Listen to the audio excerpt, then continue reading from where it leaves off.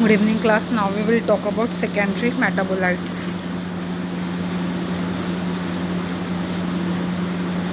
What are secondary metabolites? Secondary metabolites क्या होते हैं? Secondary metabolites are generally defined as a small organic molecules produced by an organism. Secondary metabolite जो होते हैं उन्हें हम कैसे डिफाइन करते हैं? ये एक स्मॉल ऑर्गेनिक मॉलिक्यूल्स होते हैं जो कि ऑर्गेनिजम्स के द्वारा प्रोड्यूस्ड किए जाते हैं, that are not essential for their growth, जो कि ऑर्गेनिज्म के ग्रोथ, डेवलपमेंट या रिप्रोडक्शन के लिए आवश्यक नहीं होते हैं। दे में इंक्लूड फार्मास्यूटिकल्स। इनमें क्या क्या चीज़ें आती हैं? सेकेंडरी मेटाबोलाइट्स क्या क्या हो सकते हैं? इसका फार्मास्यूटिकल यूज़ या मेडिसिनल यूज़ हो सकता है, ये कोई फ्लेवर्स हो सकते हैं, ये फ्रेगरेंस हो सकते हैं, ये फूड एडाइटिव्स हो सकते हैं, या फीड स्टॉक जिसको हम क्या करते हैं फॉडर के फॉर्म में यूज़ करते हैं, ये हो सकते हैं। Why plant produce secondary metabolite? Plants क्यों सेकेंडरी मेटाबोलाइट्स का प्रोडक्शन करते हैं? Plant hormones which are secondary metabolites? Plant hormone जो कि सेकेंडरी मेटाबोलाइट्स का एग्जाम्पल है, are often use to regulate the metabolic activity within cell, जो कि जिसका यूज़ क्या करते हैं? प्लांट सेल्स जो होते हैं सेल के अंदर अपनी मेटाबॉलिक एक्टिविटीज़ को रेगुलेट करने, कंट्रोल करने के लिए यूज़ करते हैं।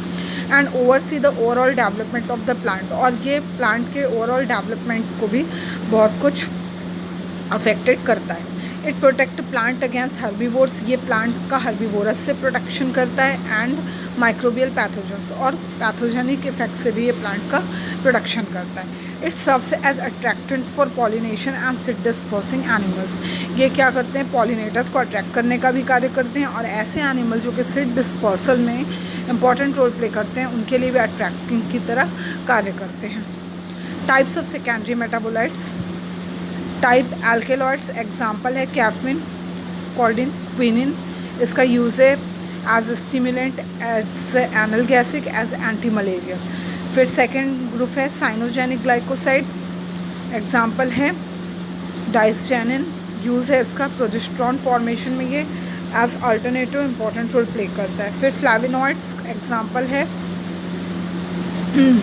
क्वेरसेनिटिन, प्रोसाइनाइड्स, और इसका यूज़ है as antibacterial, antioxidant and anti inflammatory substances. फिर फोर्थ ग्रुप है फाइटिक एसिड, इसका यूज़ है एज एंटीऑक्सीडेंट। फिर है गॉसिपॉल, जिसका एग्जांपल है हाइपोकैलेमिक पैरालिसिस। मीन्स यदि सेकेंडरी ऐसे प्लांट्स जो कि सेकेंडरी मेटाबोलाइट के फॉर्म में गॉसिपॉल का यूज़ करते हैं, और उसका यूज़ यदि कोई ऑर्गेनिज्म एज फूड करता है तो उसको पैरालिसिस अटैक आने के चांसेस काफ़ी ज़्यादा होते हैं। फिर है आपका sixth group phyto oestrogens, example है रिस्वेटेरॉल, और इसका कंजम्पशन करने से कार्डियोवैस्कुलर डिसीज का रिस्क जो है वो काफ़ी कम हो जाता है। फिर है carotenoids. Carotenoids type of plant pigments हैं, जिसका एग्जांपल है alpha carotene, beta carotene and lycopene. Lycopene pigment tomato में पाया जाने वाला रेड पिगमेंट है। इसका यूज़ है कॉन्ट्रीब्यूट टू फोटोसिंथेसिस, ये फोटोसिंथेसिस में as accessory pigment important role play करते हैं। फिर ऐसे हार्मोन्स जो सेकेंडरी मेटाबोलाइट्स के फॉर्म में होते हैं, हार्मोन्स है एब्सिसिक एसिड, इसका एप्लीकेशन या महत्व inhibit growth in response to change in temperature and light, ये टेम्परेचर एंड लाइट के चेंजेस में ग्रोथ रिस्पॉन्स को इनहिबिट करते हैं।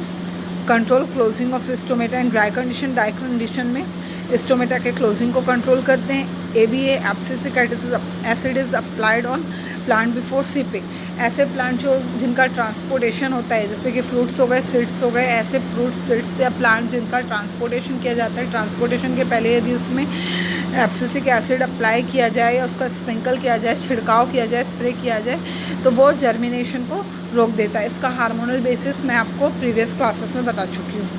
फिर है auxins stimulate cell elongation, cell elongation को उत्तेजित करता है। Differentiation of xylem and phloem, xylem and phloem के सेल के विभेदीकरण में इंपॉर्टेंट रोल प्ले करता है। रूट इनिशिएशन, रूट के बनने में इंपॉर्टेंट रोल प्ले करता है। Suppress growth of lateral buds, lateral buds के बनने को रोकता है। डिले लीफ सेनेसेंस को भी रोकता है। फिर है साइटोकाइनिन, प्रमोट सेल डिवीजन, ये सेल डिवीजन को प्रमोट करता है। लैटरल बड डेवलपमेंट, लैटरल बड के डेवलपमेंट को कंट्रोल करता है। डिले ऑफ सेनेसेंस को रोकता है। इथिलीन, फ्रूट राइपनिंग सबको पता है, ये गैसेस हार्मोन है जो कि फ्रूट राइपनिंग में इंपॉर्टेंट रोल प्ले करता है। इनहिबिशन ऑफ स्टेम इलोंगेशन, ये स्टेम के इलोंगेशन को रोक देता है। Gibberellins synthesis in apical portion of stems and roots, roots and stem के apical portion, apical meristematic tissues के सिंथेसिस में इंपॉर्टेंट रोल प्ले करता है। Important effects on stem elongation, और स्टेम के इलोंगेशन उसके बढ़ने की क्रिया में इंपॉर्टेंट रोल प्ले करता है।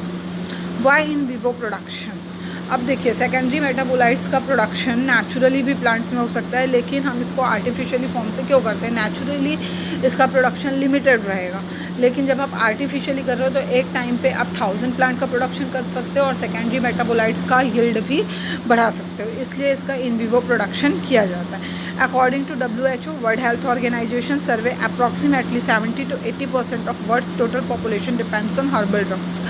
वर्ल्ड हेल्थ ऑर्गेनाइजेशन के सर्वे के अकॉर्डिंग अप्रॉक्सीमेटली 70 to 80% वर्ल्ड्स का जो पॉपुलेशन है वो हर्बल ड्रग्स पर डिपेंड करता है। Some compounds are difficult to synthesize chemically due to their structural complexity, कुछ कंपाउंड्स का नेचुरली केमिकली सिंथेसिस करना बहुत डिफ़िकल्ट होता है, उसके स्ट्रक्चर कॉम्प्लेक्सिटी या उसके संरचना का बहुत अत्यधिक जटिल होने के कारण। Some novel compounds produced in cell culture, cell culture के द्वारा कुछ नए सेकेंडरी मेटाबोलाइट्स का प्रोडक्शन किया जा सकता है जो कि नेचुरली पॉसिबल नहीं है, are not produced in intact plants. At least 85 novel compounds including total 85 नए कंपाउंड्स, उनमें इंक्लूड हैं 23 alkaloids, 19 terpenoids, 30 quinones and 11 phenyl compounds have been isolated from some 30 different plant culture system।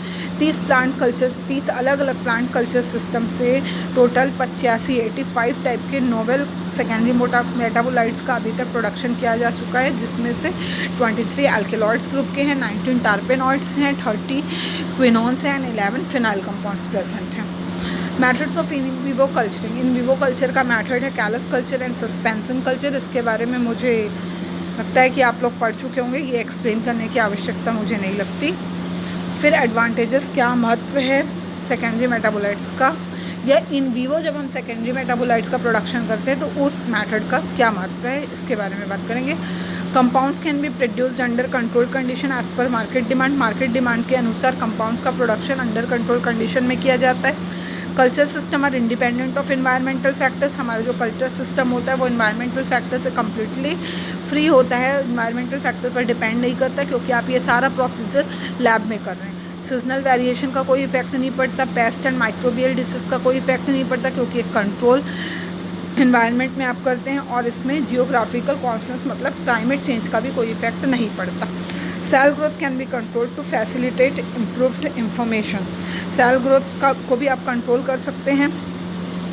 The quality of the product will be consistent as it is produced by specific cell line, क्योंकि ये specific cell line आप plant का selection जब करते हैं तो simple सी बात है, ऐसे प्लांट सेलेक्ट करेंगे जो ऑलरेडी हेल्दी प्लांट है, डिसीड प्लांट तो आप सेलेक्ट करेंगे नहीं, तो एक स्पेशल सेल लाइन का ही सिलेक्शन करेंगे जब आप कैलस कल्चर या सस्पेंशन कल्चर या टिश्यू कल्चर मेथड के थ्रू सेकेंडरी मेटाबोलाइट का प्रोडक्शन करते हैं। तो जो क्वालिटी होगी आफ्टर कल्चर, जो भी क्वालिटी का सेकेंडरी मेटाबोलाइट हमको मिलेगा उसका जो क्वालिटी होगा वो कैसा होगा, कंसिस्टेंट होगा, बहुत प्योर होगा।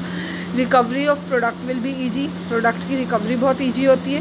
Plant cultures are particularly useful in case of plant which are different or expensive to be grown in fields, ऐसे प्लांट का कल्चर भी आसान हो जाता है जिसको हमको फील्ड में ग्रो कराने के लिए काफ़ी ज़्यादा एक्सपेंसेस करने पड़ते हैं, रख रखाव के लिए, उसको मैनेजमेंट के लिए हमको काफ़ी खर्च करना पड़ता है। तो यदि आप उन सारे प्लांट्स का लैब में प्रोडक्शन करते हो तो आप एक टाइम पे यदि ट्रेडिशनल मेथड से 100 क्रॉप्स ले सकते हो, तो आप कल्चर मेथड से 1000 प्लांट्स और जो मेटाबोलाइट्स हैं उनका यील्ड भी बहुत ज़्यादा बढ़ा सकते हो। The production time is less and labour cost are minimal, इसमें क्या होता है, प्रोडक्शन का टाइमिंग बहुत कम होता है, क्योंकि आप जब ट्रेडिशनल मेथड करेंगे तो आपको वेट करना पड़ता है सेक्सुअल रिप्रोडक्शन के लिए कि जब सीज़न आएगा उसमें सेक्सुअल रिप्रोडक्शन होगा तब आपको नेक्स्ट जनरेशन मिलेगा। लेकिन टिश्यू कल्चर में ऐसा नहीं है, आप हाइब्रिडाइजेशन टेक्निक के थ्रू एक ही टाइम पे बहुत से प्लांट्स बना सकते हो, और इसमें वर्क करने के लिए आपको लेबर कॉस्ट इतना नहीं लगता, क्योंकि लिमिटेड लोग होते हैं, ट्रेंड लोग होते हैं। अब लिमिटेशंस क्या है इन विवो सेकेंडरी मेटाबोलाइट्स के प्रोडक्शन का। The yield obtain in vivo production is lower than compare to intact plant, intact plant के पे कंपेयर यदि हम करें तो इसका यील्ड कम हो सकता है यदि हमने टिश्यू कल्चर में नंबर ऑफ प्लांट्स कम दिए। Cultured cells are genetically unstable and may undergo mutation. Culture cells जो होते हैं वो जेनेटिकली अनस्टेबल होंगे क्योंकि इन्वायरमेंटल कंडीशन यहाँ पे कंसिस्टेंट है, एकदम जो कंडीशन चाहिए आपने वही कंडीशन बना के रखा हुआ है यहाँ पर। लेकिन जब आप कंटिन्यूसली रिकल्चरिंग सब कल्चरिंग करते जाते हैं तो उसमें म्यूटेशन कॉज हो जाता है। The production of secondary metabolites reduces drastically as the culture age. और जैसे जैसे आपके कल्चर की एज बढ़ती जाएगी सेकेंडरी मेटाबोलाइट्स का जो प्रोडक्शन है वो भी कम होता जाएगा। Strict aseptic conditions have to be maintain during culturing technique. और असेप्टिक कंडीशन को मेंटेन करके, असेप्टिक कंडीशन का मतलब होता है माइक्रो ऑर्गेनिज्म फ्री कंडीशन को कंटिन्यूसली मेंटेन करके रखना बहुत इम्पॉर्टेंट होता है in vivo secondary metabolites production के लिए।